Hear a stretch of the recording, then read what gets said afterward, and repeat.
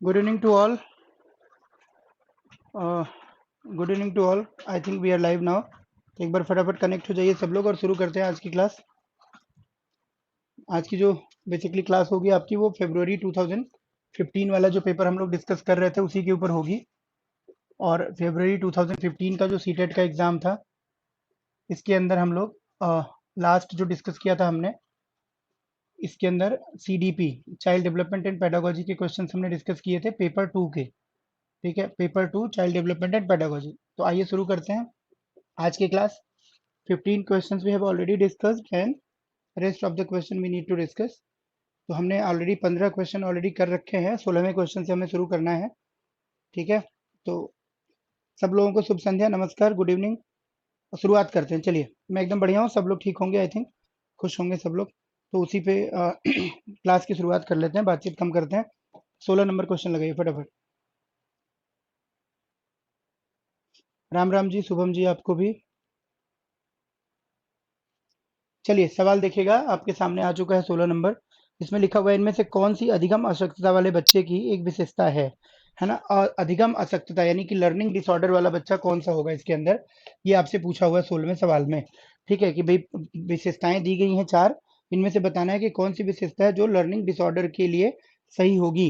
अब ऑप्शन 1 देखिएगा, difficulty in reading fluently and एक तरीके से रिवर्सिंग वर्ड्स यानी कि धारा प्रवाह रूप से पढ़ने तथा शब्दों का पलट कर जाने में कठिनाई। ठीक है, तो शब्दों को पलट कर पढ़ने में कठिनाई, तो ये ज़्यादातर बच्चे आंसर कर रहे हैं और यही होना भी चाहिए, डिसलेक्सिया की प्रॉब्लम है ये। ठीक है, 50 से नीचे की बुद्धि लब्धि तो वो मेंटल रिटार्डेडनेस के अंदर आएगी, मेंटल रिटार्डनेस के अंदर आएगी, मानसिक अशक्तता के अंतर्गत आएगी, वो अधिगम अशक्तता नहीं होगी, सेकेंड ऑप्शन जो है। तीसरा, अन्य बच्चों को धमकाना तथा आक्रामक कार्यों में लगे रहना, तो वो एक तरीके से क्या हो जाएगा कि भाई अग्रेसिव नेचर है बच्चे का, तो वो इमोशनल लेवल की प्रॉब्लम मानी जाएगी, कहीं ना कहीं सांवेगिक एक तरीके से विकास में कमी को इसका कारण माना जाएगा, तीसरा जो ऑप्शन है। चौथा ऑप्शन है, एक ही प्रकार की गत्यात्मक क्रिया को बार बार दोहराना, तो ये एक तरीके से बिहेवियरल प्रॉब्लम माना जाएगा, मोटर स्किल से रिलेटेड, डिस्प्रैक्सिया कह सकते हैं इसको हम अगर कहना चाहें तो। ठीक, तो सही आंसर क्या हो जाएगा, ये लर्निंग डिसेबिलिटी कौन सी है इसमें, लर्निंग डिसेबिलिटी पहला आंसर है। तो तीनों मैंने एक्सप्लेन किया आपको। ठीक है, बाकी के जो 3 ऑप्शन हैं वो क्यों आंसर नहीं है, क्योंकि सेकंड जो है वो एक तरीके से मानसिक अशक्तता का होगा कारण, जो थर्ड ऑप्शन है वो एक तरीके से बच्चे का इमोशनल डेवलपमेंट में कमी का कारण होगा उसका, और चौथा जो है वो क्या है, मोटर स्किल से रिलेटेड प्रॉब्लम है, डेवलपमेंटल डिसऑर्डर माना जा सकता है। ठीक है, तो 16 का ए आंसर है, पहला आंसर सही है। 17 नंबर का क्वेश्चन आपके सामने लेके आते हैं। सभी लोगों का एक ही ऑप्शन था, तो करेक्ट आंसर था अनिल कुमार, नीरज, ऋचा, सुनीता भदौरिया, टिंकू जायसवाल, सभी लोगों का है ना, प्रिया सिंह, डीआरएक्स राज, आशीष यादव। चलिए अगला सवाल देखिएगा। पियाजे के सिद्धांत के अनुसार बच्चे निम्न में से किसके द्वारा सीखते हैं, उपयुक्त पुरस्कार दिए जाने पर अपने व्यवहार में परिवर्तन करते हैं, तो नहीं, ये व्यवहारवाद के अंतर्गत या स्किनर वगैरह के विचारों में माना जाएगा, पहला जो विकल्प है। दूसरा, सही प्रकार से ध्यान लगाकर जानकारी को याद करते हैं, रोट लर्निंग, तो रोट लर्निंग को भी पियाजे नहीं मानते हैं, पियाजे मानते हैं कॉन्स्ट्रक्शन ऑफ नॉलेज को, यानी कि नॉलेज को कॉन्स्ट्रक्ट किया जाता है, क्रिएट किया जाता है, रट के पहले से जो निर्मित ज्ञान है उसको याद करना, या पहले से निर्मित ज्ञान का ट्रांसफर करना दिमाग के अंदर बच्चे के किसी मतलब टीचर के द्वारा, वो नॉलेज का सही आधार पियाजे नहीं मानते। तो दूसरा भी नहीं होगा, पहला भी नहीं होगा, क्योंकि पहला व्यवहारवाद से संबंधित है और ये व्यवहारवाद के विरोध में बात करते हैं। तीसरा देखते हैं, समाज के अधिक योग्य सदस्यों के द्वारा उपलब्ध कराए गए सहारे के आधार पर, ये वाइगोस्की के बारे में सही होगा। तीसरा जो स्टेटमेंट है वो किसका होगा, वाइगोस्की का होगा, नीरू। नीरू, ये तीसरा स्टेटमेंट जो है ना, सहायता से सीखना, ऋचा, नीरू, जो भी तीसरा ऑप्शन दे रहे हैं, डीआरएस राज, ये किसके लिए होगा, ये वाइगोस्की के लिए सही होगा। भाई पढ़ा हुआ है आपने, पिछली क्लासेस में हमने डिस्कस भी किया हुआ है। तो वाइगोस्की ऐसा कहते हैं कि समाज जो है बच्चों को शेप करता है, बच्चों के आकार को तय करता है, उनके विकास में सहायता करता है, समाज के जो बड़े लोग हैं उनके द्वारा जो सहायता मिलती है उससे बच्चा सीखता है या विकास करता है, ये वाइगोस्की के हिसाब से ठीक है। चौथा ऑप्शन सही होगा, अनुकूलन की प्रक्रियाएं, प्रोसेस ऑफ अडाप्टेशन, जिसमें वो दो तरीके की प्रक्रियाएं बताते हैं अडाप्टेशन की। जो अनुकूलन या अडाप्टेशन है इसकी दो प्रक्रियाएं वो बताते हैं। एक बताते हैं, आपको पता है सबको, क्या, अकोमोडेशन, अकोमोडेशन यानी कि समायोजन, जब हम अपने स्कीमा में चेंज करते हैं नई जानकारी के लिए, और दूसरा क्या होता है, एसिमिलेशन, जिसमें कि हम अपने स्कीमा में, पहले की जो स्कीमा है हमारी, जो पूर्व जानकारी है उसमें कोई चेंज नहीं करते हैं। तो अडाप्टेशन के प्रक्रिया के द्वारा, जिसमें दो उप प्रक्रियाएं आती हैं, समायोजन और आत्मसातकरण, इसके द्वारा सीखने की बात या इसके द्वारा विकास करने की बात कौन करता है? जीन पियाजे करते हैं। तो इसका सही आंसर क्या हो जाएगा? 4। तीसरा जो ऑप्शन है वो वाइगोस्की के लिए सही होगा। ठीक है, दूसरा जो ऑप्शन है इसका सवाल का वो सही होगा किसके लिए? दूसरा रोट लर्निंग के लिए है, वो इसमें आएगा नहीं। अ, जो पहला है वो नहीं आएगा क्योंकि वो बिहेवियरिज्म के लिए है ना? तो चौथा सही होगा। चलिए नेक्स्ट क्वेश्चन। क्वेश्चन संख्या आपकी 18 नंबर आ जाएगी आपके सामने। ठीक। 18th क्वेश्चन लिखे आइए फटाफट। 17 का डी सही होगा, चौथा। 18 क्वेश्चन देखिएगा, सामने है आपके। Which one of the following statements best describes why children should be encouraged to ask questions in the class? कौन सा कथन है जो कि सही तरीके से व्याख्या करता है इस बात की कि बच्चों को सवाल क्यों पूछने चाहिए क्लास के अंदर? पहला दे रहा है, देखो, जिन चीजों के बारे में बच्चे नहीं जानते हैं उनके बारे में विचार करवाकर उन्हें यह महसूस करवाया जा सकता है कि उनमें बुद्धि की कमी है। नहीं, आप बच्चे को ह्यूमिलिएट करने के लिए थोड़ी ना पढ़ा रहे हो। तो एक तो होगा नहीं कि हम उसकी कमी को उसको अवगत कराएं कि भाई देख तुझे नहीं आता हमें आता है, ये तो होगा नहीं। दूसरा, प्रश्न बच्चों की जिज्ञासा को बढ़ाते हैं। ये काफी हद तक ठीक हो सकता है कि भाई क्वेश्चंस क्या करते हैं, बच्चों की क्यूरियोसिटी को, लर्निंग की रेडीनेस को बढ़ावा करते हैं, बढ़ाते हैं। तीसरा, प्रश्न अन्योन्य क्रिया के द्वारा अधिगम को आगे बढ़ाते हैं तथा संकल्पनात्मक स्पष्टता की दिशा में बढ़ते हैं। यानी questions takes learning forward by interactions and lead to conceptual clarity. ये ज्यादा सटीक आंसर बन रहा है। ठीक है, बच्चों की क्यूरियोसिटी तो ठीक है, वो भी सही आंसर हो सकता था, लेकिन उससे ज्यादा अप्रोप्रिएट ये हो गया क्योंकि इससे क्या हो रहा है कि अगर क्वेश्चन बच्चे पूछेंगे तो क्वेश्चन पूछने से जब सवाल जवाब शुरू होंगे, इंटरेक्शन होगा, एक तरीके से जो कम्युनिकेशन है क्लासरूम की वो बाइपोलर हो जाएगी। अब द्विमार्गी हो जाएगी कह सकते हैं, है ना? इंटरेक्शनल हो जाएगी।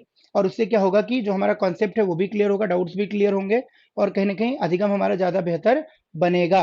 और चौथा था कि अपने भाषा कौशलों के अभ्यास की आवश्यकता होती है। तो वो भी एक हद तक ठीक ऑप्शन है, लेकिन सबसे बेस्ट ऑप्शन क्या होगा? इसमें 3 होगा। ठीक है, तो 18 का सही आंसर हो जाएगा आप लोगों के लिए कौन सा? 3 नंबर, राइट? क्लियर होगा सबको इसका? 19 नंबर सवाल आपके सामने है। नेक्स्ट। गुड इवनिंग सभी लोगों को जो भी बाद में जुड़ रहे हैं बच्चे। 19 नंबर का सवाल आपके सामने, देखिएगा। हिंदी में भी रखिए इसको। ठीक है। Failure of a child to perform well in class test leads us to believe that. एक परीक्षण में अगर अच्छा प्रदर्शन करने में बच्चा फेल हो जाता है, असफल हो जाता है, तो हमें क्या विश्वास करना चाहिए इससे? बच्चे कुछ निश्चित क्षमताओं और कमियों के साथ पैदा होते हैं, मतलब children are born with certain capabilities and deficits, कि कुछ बच्चे जन्मजात रूप से मतलब कुछ क्षमताएं लेकर आते हैं और कुछ अक्षमताएं या अयोग्यताएं भी लेकर आते हैं, ये मानेंगे क्या? दूसरा, assessment is objective and can be used to clearly identify failures, यानी कि असेसमेंट जो है वो वस्तुनिष्ठ होना चाहिए, आकलन, और वो असफलताओं को पहचानने के लिए इसका प्रयोग होना चाहिए। ऐसा तो उद्देश्य नहीं होना चाहिए असेसमेंट का कि भाई हम बच्चों की असफलताएं पहचाने, क्या कर लेंगे पहचान के असफलताएं? उद्देश्य तो ये होना चाहिए कि भाई बच्चे असफल क्यों हुए उसको जाना जाए, कारणों का पता लगाया जाए और उसको दूर किया जाए असफलता को, यानी सफल बनाया जाए बच्चों को। तो ये दूसरा ऑप्शन भी करेक्ट नहीं होगा। तीसरा, there is a need to reflect upon the syllabus, pedagogy and assessment processes. ठीक है, इससे क्या होगा कि अगर बच्चे फेल होते हैं तो हमें एक जरूरत पैदा होगी इस बात की कि भाई हम क्या करें, हम अपनी जो है एक तरीके से जो पाठ्यक्रम है हमारा, जो हमारी पढ़ाने के तौर तरीके हैं, शिक्षण शास्त्र है, और जो आकलन की प्रक्रियाएं हैं, इन सबको दोबारा अवलोकित करें, इनमें कहीं सुधार की आवश्यकता तो नहीं है। तो इसी को कहते हैं, देखो, करिकुलम इवेल्युएशन। ठीक है, तो यही सही आंसर होगा, क्योंकि जब भी हम असेसमेंट करते हैं या इवेल्युएशन करते हैं और बच्चा फेल होता है, तो इसकी जिम्मेदारी सिर्फ बच्चे के ऊपर नहीं होती बल्कि पूरे सिस्टम पे होती है। तो इसको जब हम इवेल्युएशन की बात करते हैं, देखो, तो एक तो हो जाता है लर्नर का इवेल्युएशन, हटा दीजिए क्वेश्चन, इसमें आंसर 3 ही होगा इसका, है ना? ये चौथा तो होगा ही नहीं, कुछ बच्चे अनुत्तीर्ण होंगे ही चाहे कुछ भी कर लो, तो ये तो नहीं होगा। एक तो हो गया लर्नर का इवेल्युएशन, और एक हो जाता है आपका किसका इवेल्युएशन? एक हो जाता है आपका करिकुलम इवेल्युएशन। तो ये जो एस्पेक्ट है वो किससे रिलेटेड है इसमें से, कोई बताएगा मुझे? इवेल्युएशन के 2 स्वरूप हैं, देखो, एक तो हो गया अधिगमकर्ता का मूल्यांकन और एक हो गया आपके पाठ्यचर्या का मूल्यांकन। तो ये जो ऑप्शन है आपका तीसरा वाला, ये इनमें से किसके मूल्यांकन की बात कर रहा है? अधिगमकर्ता के या पाठ्यचर्या के? अगर बच्चे फेल हुए और उससे हमें आवश्यकता महसूस हुई कि हम जो है पाठ्यक्रम देखें दोबारा से कि ठीक है कि नहीं है, हम देखें कि पेडागोजी ठीक है कि नहीं है, हम देखें कि हमारा जो मूल्यांकन का तौर तरीका है, प्रश्नों के पूछने का तरीका है, एग्जाम के का तरीका है, जो हमने नॉर्म्स सेट किए हुए हैं, वो सब सही है कि नहीं। तो ये हम किसका इवेल्युएशन कर रहे हैं? करिकुलम का इवेल्युएशन कर रहे हैं। क्लियर हुआ? तो इवेल्युएशन के 2 एस्पेक्ट होते हैं। यहाँ पे जो एस्पेक्ट अप्लाई हो रहा है वो कौन सा हो रहा है? करिकुलम का क्लियर हुआ। तो करिकुलम इवेल्युएशन यहाँ पे हम कर रहे हैं और यही फॉर्मेटिव में जाएगा। फॉर्मेटिव जब हम इवेल्युएशन करेंगे तो ज्यादा ओरिएंटेशन हमारा किस में होगा, सुधार करने में होगा। फॉर्मेटिव जो इवेल्युएशन होता है वो ज्यादा सुधारात्मक होता है, जबकि समेटिव जो होता है वो बच्चे को पास फेल करने में ज्यादा इंटरेस्ट लेता है, बच्चे के आउटकम को बताने में ज्यादा इंटरेस्ट लेता है। अगला सवाल लेके आइए। चलिए आप लोग जल्दी जल्दी सीख रहे हैं तो मैं भी आप लोगों के साथ जल्दी जल्दी आगे बढ़ रहा हूँ। ठीक है, अगला सवाल लेके आइए। 19 का आंसर हो गया 3। अब आगे आपका नेक्स्ट क्वेश्चन। ठीक है, 20 नंबर है ना। A teacher wants to ensure that हर स्टूडेंट्स आर मोटिवेटेड इंट्रिंसिकली। अच्छा ठीक है, टीचर चाहती है कि उसके बच्चे जो है वो आंतरिक रूप से प्रेरित हों। इस संदर्भ में वह क्या करे, मतलब कि बाहर की उत्प्रेरणा उनसे प्रेरित ना हो, मतलब पुरस्कार से, दंड से, किसी के द्वारा तारीफ कर दिए जाने से प्रेरित ना हो, बल्कि आत्म प्रेरित हो। उनकी मोटिवेशन अपने अंदर से आए। तो अपने अंदर से मोटिवेशन किससे आती है, हमारी अभिरुचियों से आती है, हमारी पसंद से आती है, हमारे एटीट्यूड से आती है, हमारे अचीवमेंट से आती है। क्लियर हुआ। तो देखो भाई, पहला है इस प्रकार की अधिगम गतिविधियों की योजना बनाना जो अभिसारी चिंतन को प्रोत्साहन देती है। अभिसारी मतलब कन्वर्जेंट, तो कन्वर्जेंट वाले से इंट्रिंसिक मोटिवेशन ज्यादा आने का चांस नहीं है। सभी बच्चों के लिए उपलब्धि के एक समान मानक, एक समान मानक होंगे तो सारे बच्चे एक जैसे तो पैदा हुए नहीं है। सब में कहीं ना कहीं विभिन्नताएं हैं, इंडिविजुअल डिफरेंसेस हैं, हर किसी की एबिलिटीज अलग अलग एरियाज में है। तो ये भी सही नहीं होगा, पहला भी सही नहीं होगा उतना हद तक। अभी देखते हैं आगे। अंतिम परिणाम पर ध्यान देने के बजाय व्यक्तिगत रूप से बच्चों के अधिगम की प्रक्रियाओं पर ध्यान देना, ये ज्यादा हद तक ठीक होगा। और वस्तु रूप में पुरस्कार प्रस्तुत करना तो होगा ही नहीं, बिल्कुल। तो 20 का आंसर क्या होगा, 3 होगा। बिल्कुल विनोद, उसमें भी काम आएगा ये, बीएड एंट्रेंस में के लिए भी यूजफुल है आपका ये। ठीक, तो 20 का भी क्या होगा, 3 ही होगा, क्योंकि आप खुद देखो कि पहला कर रहा है कि भाई हम कन्वर्जेंट थिंकिंग को बढ़ावा देंगे तो उससे इंट्रिंसिक मोटिवेशन आएगा। जो ज्ञान पहले से ही निर्मित है, अगर उसी ज्ञान को हम अपने चिंतन का आधार बनाते हैं, है ना, the knowledge which is already existing and proved, if that is the basis for our thinking, then obviously we will be not motivated intrinsically, because intrinsically हम कब मोटिवेट होंगे, when we will create something. तो जब हम divergent thinker होंगे और हमारे द्वारा विचार जो नए रखे जाएंगे, अगर उनको अप्रूव किया जाएगा, अगर उनको दुनिया स्वीकार करेगी, मानेगी, तब हम आंतरिक रूप से प्रेरित जरूर हो सकते थे, लेकिन कन्वर्जेंट में नहीं होंगे। तो पहला होगा नहीं। दूसरा कि भाई सभी बच्चों के लिए एक समान मानक, तो ये भी सही तरीका नहीं है इवेल्युएशन का, क्योंकि सब बच्चों को आप नॉर्म रेफरेंस्ड इवेल्युएशन अगर करते हो, मानक आधारित मूल्यांकन अगर आप करते हो, तो उसमें क्या होगा कि भाई आपने 1% रख दिया या एक एग्जाम कर लिया, एक सब्जेक्ट का टेस्ट ले लिया और सबका मूल्यांकन कर दिया। भाई हो सकता है कि उस सब्जेक्ट में एक बच्चा कमजोर हो लेकिन बाकी सारे सब्जेक्ट्स में अच्छा हो, बाकी दूसरे क्षेत्रों में, दूसरी गतिविधियों में, दूसरे कौशलों में बेस्ट हो। तो इस आधार पे हर बच्चे की योग्यता क्षमता के हिसाब से मूल्यांकन होना जरूरी होता है ना। उसी को हम कहते हैं क्राइटेरियन रेफरेंस्ड इवेल्युएशन। तो आपसे अगर मैं पूछूं यहाँ पे फिर से कि यहाँ पे ऑप्शन तो तीसरा सही होगा, लेकिन अब जब इवेल्युएशन की हम बात करते हैं, मूल्यांकन की, तो दो तरह से होता है। देखो, एक होता है नॉर्म रेफरेंस्ड, एक होता है नॉर्म रेफरेंस्ड, और एक होता है आपका क्या, एक होता है क्राइटेरियन रेफरेंस्ड। तो यहाँ पे कौन सा इवेल्युएशन की बात हो रही है, तीसरा जो ऑप्शन है वो किसकी बात कर रहा है इसमें से, जल्दी से बताइएगा, क्वेश्चन हटा दीजिए। जो नॉर्म रेफरेंस्ड होता है ये क्या होता है, इक्वल फॉर ऑल, एक ही मानक, equal standard for all, same standard for all, है ना, इस इक्वल स्टैंडर्ड फॉर ऑल, इसकी बात करता है। मैंने पूरे के लिए, सभी के लिए, समूह के लिए एक ही मानक की बात करता है। और ये क्या करता है, इंडिविजुअल स्टैंडर्ड्स की बात करता है। तो आप मुझे बता सकते हो कि इसमें से कौन सा फॉलो हो रहा है यहाँ पे। मूल्यांकन जो है दो तरह से होता है। एक हो गया कि जहाँ पे हम व्यक्तिगत मानक तय करेंगे बच्चों की बुद्धि और क्षमताओं के हिसाब से, और एक हो गया जहाँ पे हम सबके लिए एक ही मानक बना देंगे। उसको जो सबके लिए जब एक मानक बनाएंगे समूह के लिए पूरे, उसको नॉर्म रेफरेंस्ड कहते हैं। जब हम इंडिविजुअल लेवल पे अपनी क्षमताओं और बच्चों की जरूरतों के हिसाब से मानक तय करेंगे, उसको क्राइटेरियन रेफरेंस्ड कहते हैं। यहाँ पे किसकी बात हो रही है, हिंदी में क्या बोलेंगे मौसम, हिंदी में नॉर्म को बोलेंगे मानक आधारित या मानक संदर्भित मूल्यांकन, क्या बोलेंगे, मानक संदर्भित मूल्यांकन बोलेंगे। और इसको बोलेंगे क्राइटेरियन वाले को हम लोग मानदंड संदर्भित।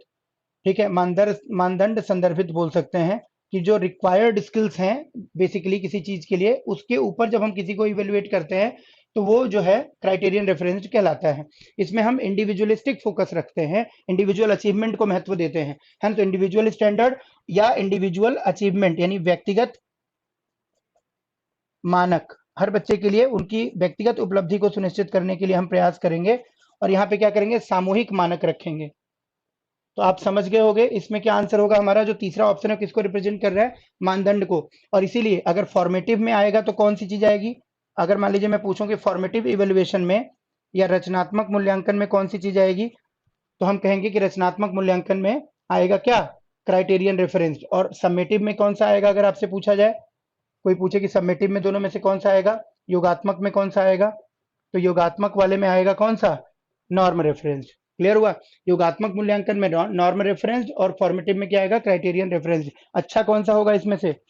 क्राइटेरियन वाला, है ना? ये क्या होगा? अच्छा होगा, ज्यादा तुलनात्मक रूप से ज्यादा बेहतर होगा ये। चलो आगे बढ़ते हैं। डेफिनेटली। चलिए 21 नंबर का सवाल आपके सामने।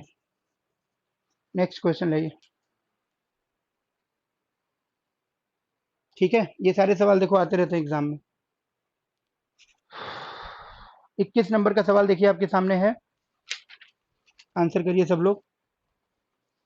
क्वेश्चन है, there are a few children in your class who make errors. कुछ बच्चे हैं कक्षा में जो गलतियां करते हैं।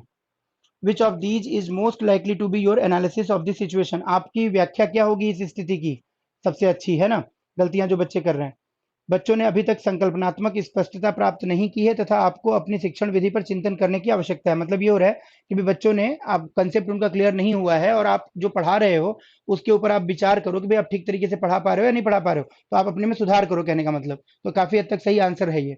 फिर भी देख लेते हैं। बच्चों का बुद्धि स्तर निम्न, मतलब बच्चों को ही हमने ग्रेड कर दिया कि भाई ये बेकार बच्चे हैं, इनका आईक्यू लेवल कमजोर है, तो ये तो गलत हो जाएगा, ऐसा नहीं करना चाहिए।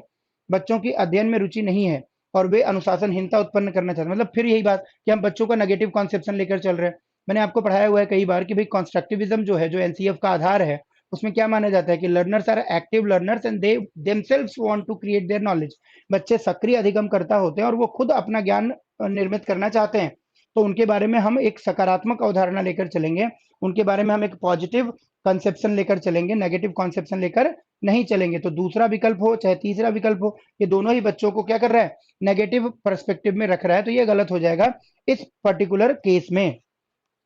ठीक है, बच्चों की वो आपकी कक्षा में प्रोन्नत नहीं करना चाहिए था। मतलब बच्चों को आपने यहाँ पे लाके पिछली क्लास में उनको फेल कर देना चाहिए था, यहाँ लाके आपने गलती कर दी। ये भी ठीक नहीं है, ये भी वही बात होगी, नेगेटिव परसेप्शन है बच्चों के बारे में। तो सही क्या हो जाएगा? पॉजिटिव थॉट क्या हो जाएगा? फर्स्ट वाला ऑप्शन। तो राइट आंसर हो जाएगा इसका फर्स्ट ऑप्शन, जहां पे कहा जा रहा है कि भाई हम खुद अपने पे जिम्मेदारी लेंगे कि अगर बच्चों ने गलत उत्तर दिया तो इसका मतलब कि बच्चों ने कॉन्सेप्ट को ठीक नहीं समझा, और इसकी वजह से मुझे समझाने की प्रक्रिया अपनी बदलनी पड़ेगी। मुझे जो तरीके हैं, टीचिंग एड्स हैं, टीचिंग मेथड्स हैं, एग्जाम्पल्स हैं, उनमें कुछ ना कुछ भाषा है, उनमें कुछ ना कुछ सुधार करने की जरूरत पड़ेगी। तो आप लोग के आंसर सही आ रहे थे सबके, 21 का 1। अब आइए 22 नंबर पे चलते हैं। 22 नंबर का सवाल लगाया जाए फटाफट। आज एकदम स्पीड में बात करेंगे, कुछ इधर उधर की बात नहीं करेंगे।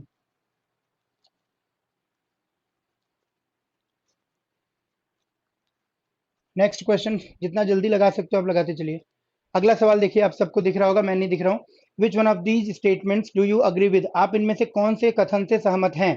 पहला है, a child's failure is primarily due to lack of parents education and economic situations status। Sorry, एकदम गलत है, क्योंकि बच्चे की जो असफलता है उसमें माँ बाप के शिक्षा के स्तर का कोई बहुत ज्यादा रोल नहीं है। हम ये नहीं कहेंगे कि माँ बाप नहीं पढ़े लिखे इसलिए बच्चा भी फेल हो जाएगा। भाई ऐसा होता तो फिर विद्यालय की जरूरत क्या है ना? माँ बाप ही सिखा लेते। तो विद्यालयों की आवश्यकता इसीलिए है क्योंकि हर बच्चा जो है, जरूरी नहीं है कि पढ़े लिखे माँ बाप का बच्चा हो, बहुत सारे फर्स्ट जनरेशन लर्नर्स भी हो सकते हैं, लेकिन हम इसको बच्चे की असफलता का आधार नहीं मानेंगे। इसीलिए आरटीई कहता भी है कि भाई हम बच्चों को जब एडमिशन देंगे तो उसमें माँ बाप की शिक्षा का स्तर नहीं जांचेंगे, माँ बाप का कोई इंटरव्यू नहीं करेंगे या बच्चे का कोई स्क्रीनिंग नहीं करेंगे। ठीक, हम ये मान के चलेंगे कि हर बच्चा सीख सकता है, चाहे उसकी क्षमता, दक्षता, पारिवारिक पृष्ठभूमि जैसी भी हो। ठीक, तो पहला गलत। दूसरा, एक बच्चा अनुत्तीर्ण होता है क्योंकि सरकार विद्यालयों में पर्याप्त प्रौद्योगिकी संसाधन नहीं प्रदान कर रही, यानी कि गवर्नमेंट जो है आपको आईसीटी प्रोवाइड नहीं कर रही, proper information and communication technology, smart board नहीं दे रही, है ना, प्रोजेक्टर नहीं दे रही, इसीलिए बच्चे फेल हो रहे हैं। तो ये तो वही बात हो गई कि भाई अपनी कमी को ना स्वीकार करके सारा का सारा रिसोर्सेज की कमी पे डाल देना, है ना, कि भाई रिसोर्स होता तो मैं बढ़िया पढ़ा लेती, लेकिन रिसोर्स ही नहीं है तो क्या करें अभी, है ना। अब तीसरा है, एक बच्चे की असफलता के लिए वंशानुक्रम घटकों को प्रत्यक्ष रूप से जिम्मेदार ठहराया जा सकता है जिसे उसने अपने माता पिता से अर्जित किया। ये भी टालने वाली बात होगी, एक तरीके से हम अनुवांशिकी को पूरा कारण मान ले रहे हैं, जबकि अनुवांशिकी और वातावरण ये दोनों ही बच्चे के विकास को तय करते हैं। तो भाई अगर मान लीजिए अनुवांशिकी में कोई बच्चा कमजोर भी है अपने हेरिडिटल ट्रेट्स में, तो उसको हम इन्वायरमेंट अच्छा प्रोवाइड करके, लर्निंग टीचिंग अच्छा प्रोवाइड करके, ट्रेनिंग अच्छा प्रोवाइड करके इम्प्रूव तो कर ही सकते हैं। तो हम तीसरे को भी बच्चे की असफलता का कारण मानकर जिम्मेदारी से बच नहीं सकते। चौथा क्या है, एक बच्चे की असफलता व्यवस्था तथा बच्चे के प्रति प्रतिक्रिया करने में इसकी असमर्थता का एक प्रतिबिंब है। मतलब सिंपल सा मैंने पहले ही बताया था कि बच्चे अगर फेल हो रहे हैं तो माना जाता है कि व्यवस्था फेल हुई है। वही बात है कि child failure is a reflection that systems and its inability to respond to the child is failed. ठीक है, तो भाई व्यवस्था फेल हुई है और व्यवस्था ने बच्चे की जरूरत के हिसाब से प्रतिक्रिया नहीं दी है, बच्चे को सही तरीके से असिस्ट नहीं किया गया है। तो आप जो लोग भी चार ऑप्शन टिक कर रहे थे वो सब लोग करेक्ट है और मैंने एनालिसिस इसकी की है। अगर आपको समझ आया हो तो आप बता सकते हैं, नहीं बताना चाहे तो कोई बात नहीं है। अगले सवाल पे आते हैं। 23 नंबर 23rd नंबर क्वेश्चन देखिए। 23rd नंबर क्वेश्चन है कि भाई उच्च प्राथमिक विद्यालय की गणित अध्यापिका के रूप में आप विश्वास करती हैं कि as an upper primary school mathematics teacher you believe that, या आप अगर मान लीजिए उच्च प्राथमिक विद्यालय में गणित की टीचर हैं तो क्या विश्वास करती हैं आप? विश्वास ये करती हैं कि students need to possess procedural knowledge even if they don't understand conceptual basis. मतलब बच्चों को कंसेप्ट समझ आए चाहे न आए, उनको बस गणना करना आ जाए। नीरू, यही समझते हो आप लोग? पूजा, बहुत बढ़िया मैथ पढ़ाओगे फिर तो बच्चों को आप, कि भाई कंसेप्ट समझ आए चाहे मत आए, बस उनको कैलकुलेशन आ जाए, प्रोसीजरल नॉलेज आ जाए कि कैसे कैसे सवाल का हल करते हैं। तो उसका इस्तेमाल कहाँ करेगा वो? क्या हमेशा वो एक्सरसाइज बुक लेके घूमेगा गणित की, परसेंटेज की, प्रॉफिट लॉस की, मेंसुरेशन की, जीवन में? या जीवन में उसको समझ रहेगी तभी तो वो अप्लाई करेगा अपने दूसरी प्रॉब्लम्स में मैथमेटिक्स की नॉलेज को। भाई मैथमेटिक्स पढ़ाने का उद्देश्य क्या करना है? दिमाग को मैथमेटाइज करना है, प्रॉब्लम सॉल्विंग एबिलिटीज डेवलप करना है। खाली प्रोसीजरल नॉलेज या गणना संबंधी जानकारी लेना या एल्गोरिदम को समझना नहीं है। क्लियर हुआ? तो पहला तो गलत ही हो जाएगा बिल्कुल। अगर आप ये सोचते हो कि बच्चे को कॉन्सेप्ट नहीं क्लियर हुआ, उसको बस प्रोसीजर का ज्ञान आ जाए, फॉर्मूला अप्लाई करना आ जाए, तो वो खाली और खाली न्यूमेरिकल जो प्रॉब्लम्स हैं उसी में अप्लाई होगा गणित। बाकी गणित जीवन के काम नहीं आ पाएगी कभी भी। तो first answer is wrong. Second, students error provide insights into their thinking. अगर गलती करता है बच्चा तो उससे क्या होगा? उससे हमें इंसाइट मिलेगी उसकी सोच के बारे में कि हाउ ही इज थिंकिंग। ये बिल्कुल करेक्ट है। गणित क्या कोई भी विषय होगा, अगर उस विषय में बच्चा गलती करता है तो उससे हमें पता चलेगा कि उसने गलती क्यों की, कहाँ गलती की, क्या कंसेप्ट समझ नहीं पाया, वो कैसे वो मिस इंटरप्रेट किया उसने। तो कहीं ना कहीं उसकी थिंकिंग का ओरिएंटेशन हमें मालूम चलेगा कि वो सोच कैसे रहा है। एक नंबर वाले गलत है आप लोग। तो दूसरा सही है लगभग लगभग, फिर भी देख लेते हैं तीसरा। Not all children have the ability to study mathematics in upper primary school. यानी कि हम फिर वही बात कर रहे हैं कि हम मान के चल रहे हैं कि कुछ बच्चे गणित सीख ही नहीं सकते प्राइमरी में या अपर प्राइमरी में। ये तो गलत बात है, बच्चों के साथ भेदभाव है, बायस है। चौथा, boys will learn mathematics without much effort since they are born with it and you need to pay more attention to girls. मतलब कि लड़के तो भाई गणित लेकर ही पैदा हुए, है ना? जब वो पैदा हुए तो उनके एक हाथ में गणित थी और दूसरे हाथ में क्या था? दूसरे हाथ में एल्गोरिदम था, है ना? रामानुज थे। ठीक है, तो ये मानकर चल रहे हो आप और लड़कियों पे ज्यादा जोर दोगे तो ये क्या हो गया? जेंडर बायस हो गया, है ना? जेंडर बायस लेकर चल रहे हो आप कहीं ना कहीं। तो किसी भी तरीके का लैंगिक पक्षपात हो, चाहे किसी भी तरीके का बच्चों की एबिलिटीज को लेकर पक्षपात हो, ये ठीक नहीं होगा। तो दूसरा तीसरा चौथा भी गलत है। सॉरी, पहला तीसरा चौथा गलत है, दूसरा ही सही है। तो 23 का आंसर क्या हो जाएगा? 23 का आंसर हो जाएगा 2। 24 सवाल आ जाएगा आपके सामने। किसी भी सब्जेक्ट में पूछ सकता है ये सवाल, हाँ बिल्कुल सब में अप्लाई होगा।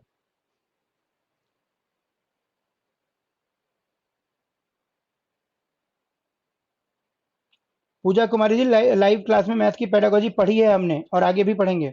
और पढ़ा था हमने पिछली क्लास में, उसके आधार पे आपका ये सवाल सही होना चाहिए था। अगर आपको ध्यान है क्लास, तो आपका ये आंसर सही होना चाहिए था, क्योंकि उसमें सीधे सीधे हमने यही बात की थी। ठीक है, कि प्रोसीजरल नॉलेज जो है वो सेकेंडरी है। मेन क्या है? कॉन्सेप्ट क्लियर करना या दिमाग को मैथमेटाइज करना या प्रॉब्लम सॉल्विंग करना। और ये तो वैसे भी जनरल कॉमन सेंस की अब बात हो चुकी है आपके लिए कि भाई कंसेप्ट ज्यादा जरूरी है, अंडरस्टैंडिंग ज्यादा जरूरी है, मीनिंगफुल लर्निंग ज्यादा जरूरी है। ठीक है, रोट लर्निंग या सिर्फ प्रोसीजरल नॉलेज किस काम का है? जो भी हम सीख रहे हैं उस विषय की जानकारी को हम विषय में ही थोड़ी इस्तेमाल करने के लिए सीख रहे हैं, हम तो जीवन में इस्तेमाल करने के लिए पढ़ लिख रहे हैं ना, सीख रहे हैं। अब 24 देखो, एक बच्चे को सहारा देने की मात्रा एवं प्रकार में परिवर्तन इस बात पर निर्भर करता है, सीधे सीधे मैंने पढ़ाया हुआ है। इसका फोल्डिंग का सवाल है कि भाई इसका फोल्डिंग ज्यादा जरूरत पड़ेगी या कम जरूरत पड़ेगी, ये किस पर निर्भर करेगा? बच्चे की नैसर्गिक योग्यताएं, अध्यापिका की मनोदशा, कार्य के लिए प्रस्तावित पुरस्कार, बच्चे के निष्पादन का स्तर। क्या होगा इसका आंसर? 4 होगा सीधा सीधा। 24 का एक नहीं होगा भाई नरेंद्र जी, 4 होगा। पढ़ा था हमने क्लास में, जो जो बच्चे पढ़ रहे हैं बताओ यस और नो।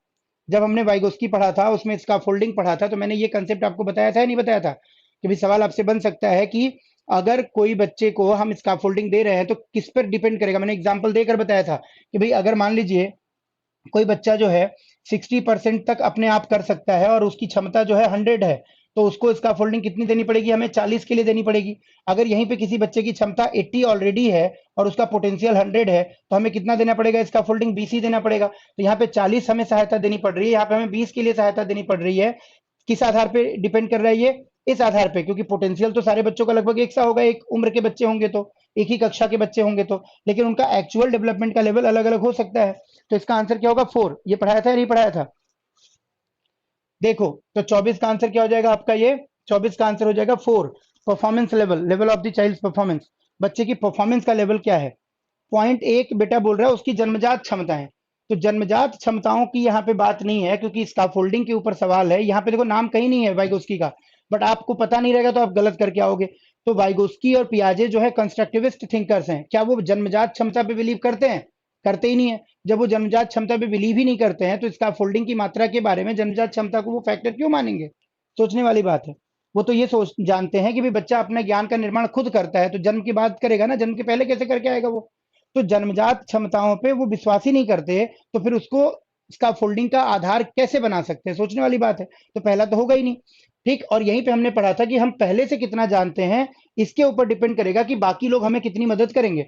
अगर आप पहले से ही सब कुछ जानते हो, तो मैं आपको जो हेल्प कर रहा हूँ कम करना पड़ेगा मुझे, लेकिन अगर आप पहले से नहीं जानते हो बेसिक चीजें, तो मुझे ज्यादा एक्सप्लेन करना पड़ेगा, ज्यादा मदद करनी पड़ेगी आपकी। बिल्कुल सिंपल सी बात है। तो आपका जो परफॉर्मेंस लेवल है, आपका जो एक्चुअल डेवलपमेंट है, वही तय करेगा कि आपको इसका फोल्डिंग की आवश्यकता कम या ज्यादा कैसी है। 25 नंबर का सवाल आपके सामने है, समझ आ गया सबको। 25 नंबर का क्वेश्चन है, देखिएगा, लगाइए भाई। सारा क्लियर है, नेहा सहरावत कह रही। अब तो आप लोग मास्टर हो चुके हो साइको में, पैडा में, है ना, जो सीडीपी है। 25 देखो, a teacher can effectively respond to the needs of children from disadvantaged sections of society by, यानी एक अध्यापिका जो है समाज के वंचित वर्गों से आए हुए बच्चों की आवश्यकताओं के प्रति प्रभावशाली तरीके से प्रतिक्रिया निम्नलिखित में से किस प्रकार दे सकती है। देखो, तो सिंपल सा पढ़ो इसको भाई, कोई भी बच्चा हो, कहीं से भी आया हो, हमें व्यवहार समान रखना है, हमें भेदभाव नहीं करना, हमें सिंपैथी नहीं दिखानी। ठीक है, हमें ध्यान रखना है कि हर बच्चा सीख सकता है। तो अब देखो, पहला क्या है कि वंचित वर्ग से आए बच्चों को विद्यालय के नियमों एवं अपेक्षाओं के प्रति संवेदनशील बनाना, ताकि अनुपालन करें। क्यों भाई, खाली वंचित वर्ग के बच्चे ही विद्यालय के नियम पालन करेंगे, जो जो है जो एक तरीके से अग्रिम समाज के बच्चे हैं, जो कि एक तरीके से समृद्ध समाज के बच्चे हैं, क्या वो पालन नहीं करेंगे, करेंगे। तो ये तो बात गलत हो गई, एक तरफा हो गई, तो गलत। दूसरा, telling the other children to cooperate with the disadvantaged children and help them learn the way of school, कि भाई अन्य बच्चों को, वंचित वर्ग से आए बच्चों के साथ सहयोग करने के लिए कहना, ताकि विद्यालय के तरीकों को सीखने में उनकी सहायता करने के लिए कहा जा सके। तो ये आप लोग आंसर कर तो रहे हो, लेकिन और विकल्प देख लेते हैं। विद्यालय व्यवस्था तथा स्वयं के उन तौर तरीकों के बारे में विचार करना जिससे पक्षपात और उर्वरताएं झलकती हैं।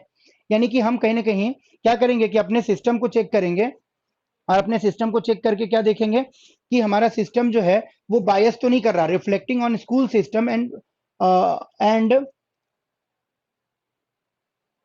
assess about various ways in which bias and stereotypes surface, कि हमारे स्कूल में जो पक्षपात है, जो रूढ़िबद्ध धारणाएं हैं, वो किस लेवल पे हैं, उनको हम कैसे रोकें, कैसे चेक करें, अपने व्यवस्था को कैसे ठीक करें, क्या हम ये प्रतिक्रिया देंगे। और चौथा दे रहा है, उनके प्रताड़ित होने के अवसरों को कम करने के लिए यह सुनिश्चित करना कि बच्चे आपस में अन्योन्य क्रिया न करें। मतलब कि हम बच्चों में बातचीत को ही बंद कर देंगे कि भाई तुम वंचित वर्ग से आए हो तो तुम आपस में बातचीत करो, और ये जो है पहले से हैं, जो समृद्ध समाज के लोग हैं, बच्चे हैं, इनसे बात ही मत करो तुम, तो तुम जो है परेशान नहीं होगे, तुमको पीड़ित नहीं किया जाएगा। ये भी गलत है, इंटरेक्शन को हम रोक थोड़ी सकते हैं। तो पहला गलत हो गया, चौथा गलत हो गया, दो आप लोग आंसर कर रहे हो वो भी गलत होगा, यहाँ पे तीन ज्यादा सटीक होगा, क्योंकि दो में भी आप यही मानकर चल रहे हो ना कि भाई अन्य बच्चे जो हैं पहले से समृद्ध, वो ज्यादा जानकार हैं स्कूल के नियमों को पालन करने के लिए, वो ज्यादा नियमों को पालन कर रहे हैं, और वो वंचित वर्ग से आए बच्चों को गाइड करेंगे नियमों का पालन करने। अरे गाइड करेंगे, किस चीज का गाइड करेंगे, अगर गाइड करते सीखने में तब बात समझ आती। स्कूल के नियमों का पालन करवाने के लिए आप उनको क्या डिसिप्लिनेरियन बना दोगे क्या, गलत हो जाएगा।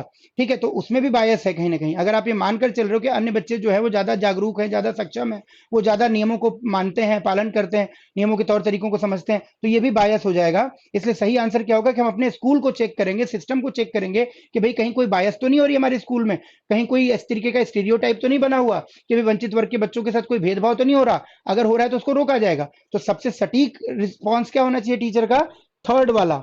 आई बात समझ में सबको, थर्ड वाला रिस्पॉन्स इज द गुड वाला रिस्पॉन्स।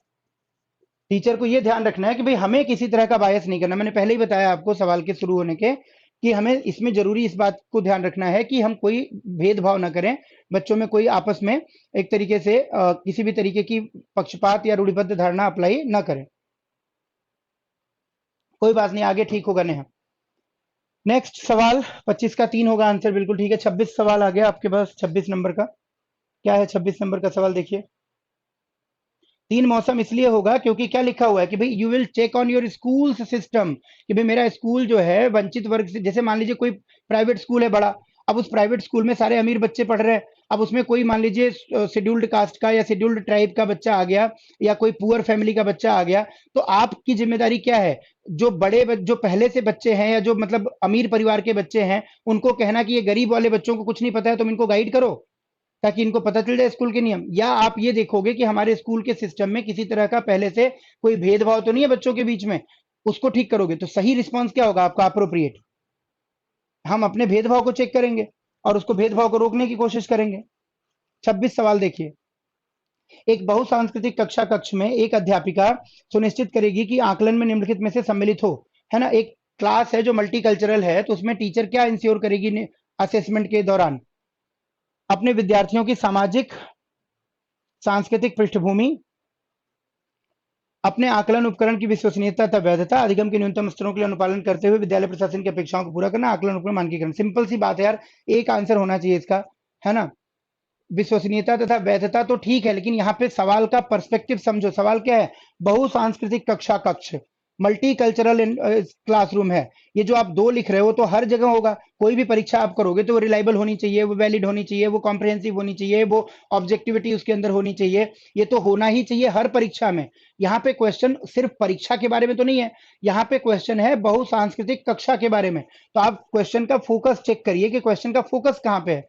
क्वेश्चन का फोकस अगर सिर्फ असेसमेंट पे होता तो सिंपल सा लिखता कि आकलन में क्या जरूरी है, तो हम कहते कि भाई आकलन में उपकरण की विश्वसनीयता तथा वैधता जरूरी है। लेकिन ये तो सवाल नहीं है, सवाल में पर्सपेक्टिव दिया हुआ है, सवाल में एक कॉन्टेक्स्ट दिया हुआ है। कौन सा कॉन्टेक्स्ट? Multi cultural context. तो आंसर भी मल्टी कल्चरल कॉन्टेक्स्ट के रेफरेंस में ही तो होगा, या नहीं होगा? तो हम क्या ध्यान रखेंगे? आकलन करते समय ऐसे प्रश्न नहीं पूछेंगे जिससे कोई भेदभाव पैदा हो, जिससे किसी संस्कृति की एक तरीके से मान लीजिए का उपहास हो, जिसमें कोई ऐसी बात हो, ऐसा कोई सवाल हो, ऐसा कोई तौर तरीका हो जिसमें किसी का मजाक बन रहा हो। ये जरूरी है। तो हम क्या ध्यान रखेंगे? अपने विद्यार्थियों की सामाजिक सांस्कृतिक पृष्ठभूमि को ध्यान में रखकर आकलन करेंगे, ताकि कोई आकलन का जो हम मेथड अपनाएं, जो तरीका अपनाएं, वो किसी बच्चे के प्रति ज्यादा झुकाव रखने वाला ना हो, किसी की उपेक्षा करने वाला ना हो, उसमें सभी के सांस्कृतिक तत्वों को शामिल किया जा रहा हो। क्लियर हुआ? प्रकाश डाल देता हूं राम बाबू जी। वैधता और विश्वसनीयता पर पूछा आपने ना। वस्तुनिष्ठता, वस्तुनिष्ठता का मतलब होता है कि भाई सबके लिए सेम हो। उसका मतलब, जैसे मान लीजिए मैंने आपसे एक सवाल पूछा, अब उस सवाल का आप कुछ और मतलब निकालो, कोई और बच्चा कुछ और मतलब निकाले, तो वो वस्तुनिष्ठ नहीं कहलाएगा, क्योंकि उसमें अपना इंडिविजुअल जो ओपिनियन है वो इन्वॉल्व हो गया। तो वस्तुनिष्ठता का अपोजिट होता है सब्जेक्टिविटी, यानी कि आत्मनिष्ठता। तो कोई भी चीज वस्तुनिष्ठ कब होगी? जब उसका अर्थ हर किसी के लिए सेम हो। और वही आत्मनिष्ठ कब बन जाएगी? जब सब अपना अपना उसमें आइडियोलॉजी, अपना अपना ओपिनियन इन्वॉल्व कर दें। तो परीक्षा कैसी होनी चाहिए कि भाई एक एग्जामिनर चेक करे चाहे 5 एग्जामिनर चेक करें, आपका परिणाम एक जैसा होना चाहिए। अलग अलग एग्जामिनर में अलग अलग परिणाम आ रहा है तो मतलब कि परीक्षा आपकी जो है वस्तुनिष्ठ नहीं है। क्लियर हुआ? और वैधता का मतलब होता है कि जिस ऑब्जेक्टिव के लिए, जिस उद्देश्य के लिए परीक्षा की गई, वो उद्देश्य वो परीक्षा पूरा कर पा रही है नहीं। अगर आपको मान लीजिए टाइपिंग कंप्यूटर ऑपरेटर रखना है और आपने परीक्षा कराई किसकी? बाबर अकबर के और चंद्रगुप्त मौर्य के इतिहास का पूरा सवाल पूछ दिया, और आपने कंप्यूटर टाइपिंग टेस्ट कराया ही नहीं, तो हो सकता है कि ऐसे लोग अपॉइंट हो जाएं जिनको कंप्यूटर आता ही ना हो। क्यों? तो वो क्या कही जाएगी कि आपकी परीक्षा वैलिड नहीं थी, इनवैलिड हो गई। ठीक, तो परीक्षा वैलिड कब होगी? जब आपको कंप्यूटर ऑपरेटर चाहिए और आपने ऐसे लोगों को हायर किया जो कि सच में कंप्यूटर जानते हैं, जिनकी कंप्यूटर स्किल्स की जांच की गई परीक्षा में, और वो अच्छा काम करते हैं कंप्यूटर में, तब माना जाएगा कि परीक्षा आपकी क्या हुई? वैलिड। तो सिंपल सा डिफिनेशन क्या बना कि भाई if the examination is able to fulfil its objective, it is valid. ठीक, अगर परीक्षा अपने उद्देश्यों को पूरा कर पाती है तो वो क्या हो जाएगी? वैलिड हो जाएगी। ओपन एंडेड क्या हो गया? रिंकी पूछ रहे ओपन एंडेड हो गया। अच्छा जो भी है, समझ आ गया राम बाबू आपको? अगला सवाल देखिए भाई। 26 का तो आंसर हो गया एक। अब आ जाते हैं 27 नंबर पे। 27 का सवाल का आंसर क्या होगा देखते हैं, फटाक से लगाइए। 6:15 से आप लोगों की इंग्लिश की क्लास है कंटिन्यूएशन में। 27 नंबर देखिए, research has pointed out that several levels of discrimination exist in the schools. Research ये साबित कर चुका है कि हमारे विद्यालयों में विभिन्न स्तरों पर विभेदीकरण या पक्षपात किया जाता है। उच्च प्राथमिक स्तर पर इनमें से कौन सा विभेदीकरण का एक उदाहरण नहीं है? आपको ध्यान रखना है, नहीं है, यानी कि पूछ रहा है कि कौन सा वाला इसमें से विकल्प है जो कि उच्च प्राथमिक स्तर पर यानी अपर प्राइमरी पे 6 से 8 वाली क्लास में कारण नहीं है, किसका, या उदाहरण नहीं है किसका? डिस्क्रिमिनेशन का, विभेदीकरण का, बच्चों में भेदभाव का। पढ़ो। पहला, अध्यापकों के निम्न सामाजिक आर्थिक परिवेश से आए बच्चों से बहुत कम अपेक्षाएं होती हैं। मतलब कि टीचर्स जो है ना, वो जो एक तरीके से सामाजिक आर्थिक जो परिवेश है बच्चों का, सोशियो इकोनॉमिक जो कंडीशंस हैं, अगर लो हैं तो उन बच्चों से टीचर्स क्या करते हैं? लो एक्सपेक्ट करते हैं। वो मान के चलते हैं कि ये क्या बन जाएगा, अधिक से अधिक बनेगा, एलडीसी ज्वाइन कर लेगा, कहीं ना कहीं जो है ग्रुप डी की नौकरी पालेगा, रेलवे वगैरह की, ये सोच के चल रहे हैं। और जो थोड़ा सा भाई मान लीजिए सोशियो कल्चरल इकोनॉमिक स्टेटस जिसका अच्छा है, उससे कहेंगे हाँ बेटा तू बड़ा होकर डॉक्टर बनियो, इंजीनियर बनियो, आईएएस बन जाइयो। ये सारी बात है। तो ये तो है भाई बायस, ये तो रहता ही है मोस्टली, है ना, ये तो हम नहीं कहेंगे कि नहीं है। दूसरा, बहुत से अध्यापक पढ़ाने के लिए केवल व्याख्यान विधि का प्रयोग करते हैं। तो ये देखो, कोई सोशियो इकोनॉमिक कंडीशन पर बेस्ड नहीं है, वो उनकी अपनी एबिलिटीज या अपनी प्रेफरेंस के ऊपर है। तो ये टीचिंग मेथड्स में कौन क्या सेलेक्ट कर रहा है, इससे कोई मतलब नहीं है बच्चों की सामाजिक आर्थिक पृष्ठभूमि से। तो ये बायस का उदाहरण नहीं है, एकदम करेक्ट आंसर है दूसरा। तीसरा क्या है? मध्याह्न भोजन के दौरान दलित बच्चों को अलग बिठाया जाता है। अगर दलित बच्चों को अलग बिठा रहे हैं बाकी बच्चों से, तो ये तो भेदभाव है ही है, इसमें तो कोई सवाल ही नहीं खड़ा हो सकता। लड़कियों को गणित तथा विज्ञान विषयों को लेने के लिए प्रोत्साहित नहीं किया जाता, बल्कि कहा जाता है कि भाई तुम कला विषय पढ़ो, ड्राइंग पढ़ो, है ना, होम साइंस पढ़ो। तो ये तो बायस है, ये जेंडर आधार पे, तो जेंडर के बेस पे बायस है या सामाजिक आर्थिक स्थितियों के आधार पर बायस है। तो उसको जो है उसमें इसमें से कौन सा वाला नहीं आ रहा? दो वाला नहीं आ रहा, क्योंकि वो टीचिंग मेथड के सिलेक्शन की बात कर रहा है। और वो व्याख्यान यानी लेक्चर मेथड जिसमें कि टीचर बोलेगा खाली, बच्चे सिर्फ और सिर्फ निष्क्रिय होकर सुनते रहेंगे या इन्फॉर्मेशन को रिसीव करते रहेंगे पैसिवली। तो वो टीचिंग प्रेफरेंस की बात है ना। 27 का 3 नहीं होगा नीलम, 27 का 2 होगा। जो जो 3 बता रहे हैं, क्यों बता रहे हैं पता नहीं, क्योंकि वो सुन नहीं रहे। चलो 28 का सवाल आपके सामने। 3 क्या पूछा है कि कौन सा विभेदीकरण का उदाहरण नहीं है, और आप कह रहे हो कि 3 होगा आंसर, मतलब कि दलित बच्चों को अलग बिठाया जा रहा है, वो विभेदीकरण नहीं है आपकी नजर में? क्या है भाई फिर? आप भी अपने विद्यालय में ऐसा ही करोगे क्या? सवाल या तो समझ नहीं रहो। 28, निम्नलिखित में से कौन सा तरीका अध्यापिका के द्वारा एक सृजनात्मक बच्चे की पहचान करने के लिए सर्वाधिक उपयुक्त होगा? Which one of the following would be the most effective way to identify a creative child by the teacher? कि भाई टीचर जो है क्रिएटिव चाइल्ड जो है कक्षा का सबसे अच्छा, उसको पहचानने की कोशिश, देखो पोएम बन गई, है ना। क्रिएटिव चाइल्ड कौन सा है कक्षा का सबसे अच्छा, ठीक है, उसको पहचानने के लिए टीचर क्या तरीका अपनाए, ये पूछ रहा है। तो ऑप्शन है पहला, बच्चे का विस्तृत रूप से अवलोकन करना, विशेष रूप से उस समय जब वह समस्याओं को हल करती है। एकदम ठीक बात है कुछ हद तक। दूसरा, यह अवलोकन करना कि बच्चे समूह कार्यों में साथियों के साथ किस प्रकार से प्रतिक्रिया करती है। यार साथियों के साथ किस प्रकार से प्रतिक्रिया करती है, ये तो सामाजिक विकास को जांचने का तरीका हुआ ना भाई। दो आंसर देने वालों सुनो ध्यान से मेरी बात, ज्यादातर दो आंसर दे रहे हो तो थोड़ी बात तो सुनो मेरी पहले, तब तो आंसर करो आप लोग। जल्दबाजी में किया गया काम गलत हो सकता है, ठीक है भाई, थोड़ा ध्यान से समझो। दो आंसर देने वालों समझो क्या पूछा हुआ है। पूछा हुआ है कि बच्चा जो है क्लास का सबसे क्रिएटिव बच्चा कौन सा है, सबसे क्रिएटिव बच्चे को पहचानना है। तो क्रिएटिव बच्चे को समाज में किए गए व्यवहार से पहचानेंगे क्या? समाज में कोई बच्चा ग्रुप टास्क में कैसा बिहेवियर कर रहा है दूसरे के साथ मिलकर, साथियों के साथ, ये तो उसकी सोशल स्किल्स बताएगा ना भाई। सोशियोमेट्रिक इवेल्युएशन हो गया है तो वो उसकी सामाजिक कौशलों की जांच कराएगा, दूसरा विकल्प, क्रिएटिविटी की नहीं। क्रिएटिविटी पता चलेगी जब हम प्रॉब्लम एरियाज में हैं, जब हम प्रॉब्लम सिचुएशंस में हैं, तो हम उसका सोल्यूशन कैसे ढूंढ रहे हैं, ट्रेडिशनल मेथड से ढूंढ रहे हैं या कुछ इनोवेटिव तरीके अपना रहे हैं। अगर हम इनोवेटिव तरीके अपना रहे हैं, अगर हम ऑल्टरनेटिव्स यूज कर रहे हैं, अगर हम रटे रटाए जो स्टेटस क्वो वाले मेथड्स है ना, रूल ऑफ थंब वाले, वो यूज नहीं कर रहे हैं, बल्कि साइंटिफिक मेथड्स यूज कर रहे हैं, नए तरीके अपना रहे हैं, तो इसका मतलब हम क्रिएटिव हैं। तो ये कब पता चलेगा? जब पहला वाला ऑप्शन चुना जाएगा, यानी कि बच्चे का डिटेल्ड एनालिसिस करना, मॉनिटरिंग करना, जब वो क्या कर रहा होगा, समस्याओं को हल कर रहा होगा, तो उससे पता चलेगा कि who is the most creative child in the class. कोई होगा ट्रेडिशनल तरीके से सॉल्व करेगा, कोई नए तरीके से, नई थिंकिंग के साथ काम करेगा। तो first answer is the right answer, मानकीकृत बुद्धि परीक्षण से नहीं, वस्तुनिष्ठ प्रकार के परीक्षण से नहीं, क्योंकि वो सारे मोस्टली क्लोज एंडेड आंसर्स की डिमांड करते हैं, ओपन एंडेड की बात नहीं करते हैं। जबकि आपको पता है कि जो क्रिएटिविटी है वो ओपन एंडेड थिंकिंग है, जो क्रिएटिविटी है उसको अपसारी चिंतन कहते हैं, डाइवर्जेंट है वो, और जो है वो आउट ऑफ बॉक्स थिंकिंग है। तो इसका आंसर क्या हो जाएगा? एक हो जाएगा। दो आंसर गलत था, रटा रटाया आंसर मत करो, मेरे साथ पढ़ना है तो कम से कम सोच समझ कर आंसर करो। 29, क्वेश्चन नंबर 29 आपके सामने है।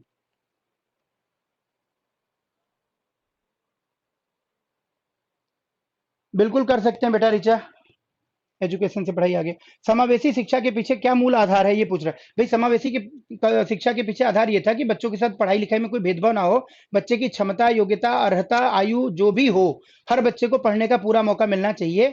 और कहाँ पढ़ने का? नियमित कक्षा में, रेगुलर क्लासरूम में, मेन स्ट्रीम एजुकेशन में। अलग से नहीं कि तुम यहाँ मत पढ़ो तुम वहां जाके पढ़ो, नहीं, सबको एक बराबर शिक्षा, एक मूल जो हमारा शिक्षा है, जो मेन स्ट्रीम एजुकेशन है, मुख्य धारा की शिक्षा है, रेगुलर क्लासेस है, उसमें मौका मिलना चाहिए, कोई भेदभाव नहीं होना चाहिए। तो देखो पहला ऑप्शन है प्रत्येक बच्चे के निष्पादन के लिए एक मानक एक समान था मानकीकृत, बिल्कुल गलत। पहला आंसर बिल्कुल गलत। कौन दे रहा आंसर ये? एक वालों थोड़ा बुद्धि लगाओ। भाई इस समावेशी शिक्षा को क्या समझ रखा है? समावेशी शिक्षा का मतलब ये थोड़ी ना होता है कि सबके लिए एक मानक कर दिया। अरे एक मानक कर दिया तो फिर जो बच्चों की इंडिविजुअल डिफरेंसेस है उसको तो आपने और चौपट कर दिया कहानी। सबके लिए एक मानक का मतलब हो गया कि भाई चाहे तुम्हारी, चाहे कोई बच्चा दृष्टिबाधित हो, चाहे कोई बच्चा सुनने में असमर्थ हो, चाहे कोई बच्चा दौड़ने लायक हो, चाहे दौड़ने लायक ना हो, किसी के पैर में पोलियो हो, हम सबको दौड़ा के ही टेस्ट लेंगे। वाह भाई वाह। सबको दौड़ा के ही टेस्ट लोगे तो फिर उनको क्या ही पढ़ाओगे आप, क्या ही सिखाओगे आप? तो यहाँ पे बच्चों की अलग अलग आवश्यकताओं को कंसीडर किया जाएगा, और किसी भी बच्चे को उसकी अलग अलग आवश्यकताओं के आधार पर पढ़ाई लिखाई से मना नहीं किया जाएगा, कहीं बाहर नहीं रखा जाएगा, अलग व्यवस्था नहीं दी जाएगी। उसी रेगुलर मेन क्लास के अंदर जिसमें सामान्य बच्चे पढ़ते हैं उसी में उनको पढ़ाया जाएगा। और उसके लिए क्या करना पड़ेगा? हमें एक्स्ट्रा मेहनत करनी पड़ेगी, स्कूल होने के नाते, एडमिनिस्ट्रेशन होने के नाते, टीचर होने के नाते, तो हम करेंगे। हमें इंफ्रास्ट्रक्चर में बदलाव करना पड़ेगा, हम करेंगे। हम बैठने की व्यवस्था दूसरी तरीके से बनानी पड़ेगी बच्चों के लिए, करेंगे। हमें नए टीचिंग एड्स इस्तेमाल करने पड़ेंगे, इंस्ट्रूमेंट्स लाने पड़ेंगे, लाएंगे। क्लियर हुई बात? तो ये करेंगे समावेशी शिक्षा में। तो पहला तो बिल्कुल गलत आंसर हो गया। दूसरा देखो, समाज में विभिन्नता है कि नहीं है? बिल्कुल है। इंडिविजुअल डिफरेंसेस भी है, सोशल डिफरेंसेस भी है, एनवायरमेंट भी अलग अलग है सबका, और हमारे अंदर जो तत्व हैं वो भी अलग अलग हैं। तो क्या कह रहा है कि और विद्यालयों को इस विभिन्नता के प्रति संवेदनशील होने के लिए समावेशी होने की आवश्यकता है। एकदम करेक्ट है दूसरा आंसर। मोदी जी कहते हैं ना सबका साथ सबका विकास, तो यहाँ पे भी वही वाली बात है कि सारे बच्चों की आवश्यकता के हिसाब से सभी बच्चों को बराबर शिक्षा देना। ठीक है। हमें विशेष आवश्यकता वाले बच्चों के ऊपर दया करने की आवश्यकता। अरे हाँ, तुम ही बड़ा दया करोगे, अपने ऊपर करो ना पहले। ठीक है। विशेष आवश्यकता वाले बच्चे हमसे आपसे सक्षम है ज्यादा, हम उनके ऊपर दया करने वाले कौन हुए? ठीक है। हम उनके साथ समानुभूति का व्यवहार करेंगे, हम उनके साथ सहानुभूति का व्यवहार नहीं करेंगे, गलत हो जाएगा। विशेष आवश्यकता वाले बच्चों के लिए अलग विद्यालयों की व्यवस्था पहले कर तो रखी थी, ठीक है, तो वो खराब हो गई, प्रभावी नहीं है, ठीक है, लेकिन ये आधार नहीं है, इसका आधार मुख्य रूप से है दूसरा वाला, तो आंसर हो जाएगा दूसरा। लास्ट क्वेश्चन आज का 30 नंबर। समझ आ गया होगा मेरे ख्याल से।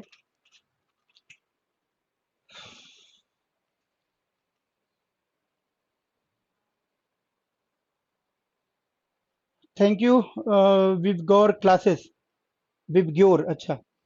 अगला सवाल भाई 30 नंबर, फटाफट लाइए ना। 6:17 हो चुका है, इंग्लिश की क्लास का टाइम हो चुका है।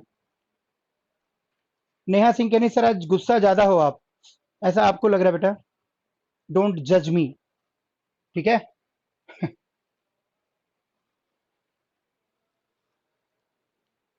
ऐसा कुछ नहीं है, पढ़ाने का तरीका है। एक उच्च प्राथमिक विद्यालय के संरचनात्मक कक्षा कक्ष में अपने स्वयं के आकलन में विद्यार्थियों की भूमिका में निम्नलिखित में से क्या देखा जाएगा? सवाल देखो क्या है कि an upper primary school constructivist classroom would foresee the following role of students in their own assessment. ठीक है कि भाई अगर उच्च प्राथमिक यानी कि 6 से 8 वाली कक्षा है, विद्यालय है, तो उसके संरचनात्मक कक्षा कक्ष में, उसके स्ट्रक्चरल क्लासरूम के अंदर, सॉरी कंस्ट्रक्टिव क्लासरूम के अंदर जो रचनावाद है उसके हिसाब से पूछ रहा है ना, कि अपने स्वयं के आकलन में विद्यार्थियों की भूमिका में क्या देखा जाएगा। ठीक है। शिक्षण अधिगम में आकलन की भूमिका को नकारना, एक विस्तृत दिशा निर्देश बनाना कि किस प्रकार से विद्यार्थियों की उपलब्धि तथा कक्षा में प्रतिष्ठा को अंकों के साथ संबद्ध किया जाएगा, विद्यार्थी अपने आकलन के एकमात्र निर्धारक होंगे, विद्यार्थी अध्यापक के साथ आकलन के लिए योजना बनाएंगे। क्या सही होगा इसका आंसर? जल्दी से बताइए। 30 का 30 का आंसर क्या होगा? भाई सहयोगी योजना पे काम होगा। 30 का 4 जो लोग दे रहे हैं वो सही दे रहे हैं, है ना, कि आकलन के ऊपर क्या होगा इसमें, कि विद्यार्थी अध्यापकों के साथ मिलकर आकलन के लिए योजना बनाएंगे, मतलब पार्टिसिपेशन करेंगे ना। कंस्ट्रक्टिविज्म का मेन बेसिस क्या है कि भाई पार्टिसिपेटिव लर्निंग की बात होती है, उसमें जुड़कर एक दूसरे के साथ मिलकर सीखने सिखाने की बात की जाती है, अंतः क्रिया से सीखने की बात होती है। तो सिंपल सी बात है कि भाई जब हम इंटरेक्शन बेस्ड लर्निंग की बात करते हैं कि बच्चे खुद अपने ज्ञान का निर्माण करेंगे इंटरेक्शन करते हुए, तो उसके अंदर इसमें से कौन सा विकल्प सही होगा? चौथा वाला, कि भाई जो भी आकलन की प्रक्रिया अपनाई जाएगी उसमें बच्चे टीचर के साथ मिलकर एक प्रॉपर योजना बनाएंगे। क्लियर हुआ? और अंकों को आधार बनाना या आकलन को नकार देना, ये तो होगा ही नहीं, ऑप्शन तो पहला होगा ही नहीं, दूसरा होगा ही नहीं। तीसरा, बच्चे अकेले खुद ही निर्धारक हो जाएंगे, तो ये भी ठीक नहीं है, क्योंकि बच्चे अपनी क्षमता के अनुसार ही तो निर्धारण करेंगे अपना।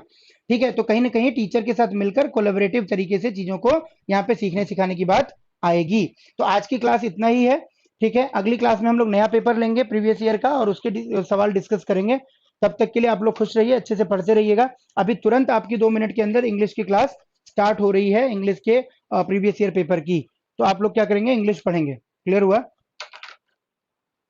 शुभम, हम लोग की जो क्लासेस यहाँ पे चल रही है, प्रीवियस ईयर सीरीज चल रही है, उसी पे हम बात कर रहे हैं और उसी में हम आपको टॉपिक वाइज रिवाइज करते चल रहे हैं कॉन्सेप्ट्स, है ना? तो उससे आपको बेनिफिट मिल रहा है। बाकी जो टॉपिक वाइज क्लासेस हैं वो हम सारी नहीं दे सकते हैं यूट्यूब पे, क्योंकि ऑलरेडी हम पेड बैचेज रन करते हैं जहाँ पे लगभग 450-500 बच्चे पढ़ रहे हैं, तो ये उनके साथ अन्याय होगा। ठीक है, जो बात है वो स्पष्ट है। चलिए, थैंक यू सो मच। पूजा, ध्यान रखना क्वेश्चंस में गलत नहीं होगा, जल्दबाजी में सवाल नहीं हल करने हैं आप लोगों को। मिलते हैं फिर से, है ना?